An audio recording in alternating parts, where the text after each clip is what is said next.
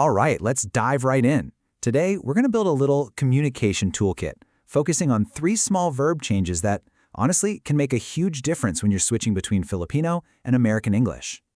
Have you ever been in an international setting, maybe talking to an American colleague, and just had that feeling, that little thought in the back of your mind, like, did that sound exactly right? It happens to everyone, especially when you're trying to be super clear.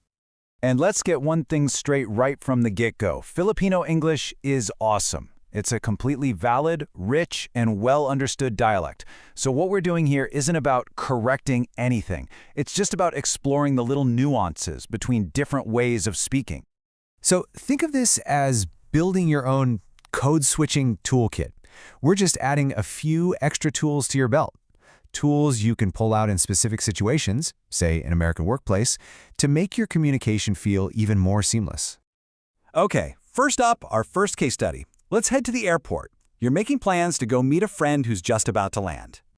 In Filipino English, it's totally normal and makes perfect sense to say, "I'll fetch you from the airport." But how does that phrase land for a Native American English speaker? Well, the much more common phrase you'd hear in the States is, "I'll pick you up." It's a subtle difference, for sure, but what's really interesting is the reason behind it. So what's the deal? It really just boils down to this. In American English, the word fetch is almost always used for objects or for animals, like when a dog fetches a ball.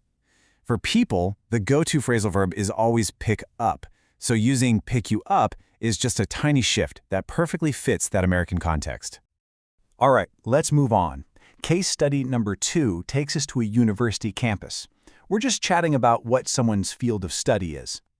A super common way to say this in Filipino English is, "He is taking up engineering." And look, everyone will know exactly what you mean, but there are a couple of other phrases that sound a lot more natural in an American university setting. Instead of taking up, you're almost guaranteed to hear either, "He is studying engineering," or maybe even more commonly, "He is majoring in engineering." So yeah, while taking up gets the job done, if you really want to sound like you've been on a US campus for a while, studying or majoring in are definitely the go-to terms for any formal degree program. And for our last case study, let's look at something you might say every single day, just asking people to form a nice, orderly queue. The phrase, "fall in line, please." It's direct, it's polite, and it's used all over the Philippines. But in the US, that phrase, well, it carries a little bit of a different feeling.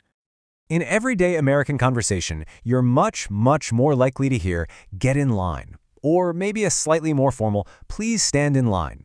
And the reason for this one is actually a pretty cool example of how different kinds of English have grown over time. See, fall in line has its roots more in British English. And because of that, in the United States, it often has this kind of strong military vibe to it.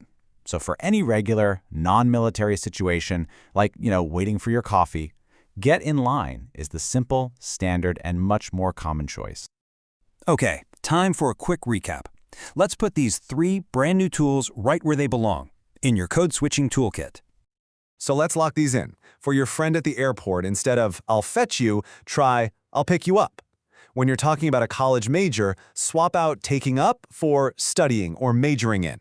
And when you need people to form a queue, the everyday phrase is "get in line." Easy, right? And remember, your language is your superpower. Being able to adapt it for a different audience doesn't make you any less you. If anything, it makes you a more powerful, more flexible, and more effective communicator. It just means more people will understand you perfectly.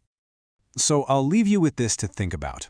In a world with so many different voices and dialects, what does being a truly effective communicator actually mean to you? Thanks for stopping by.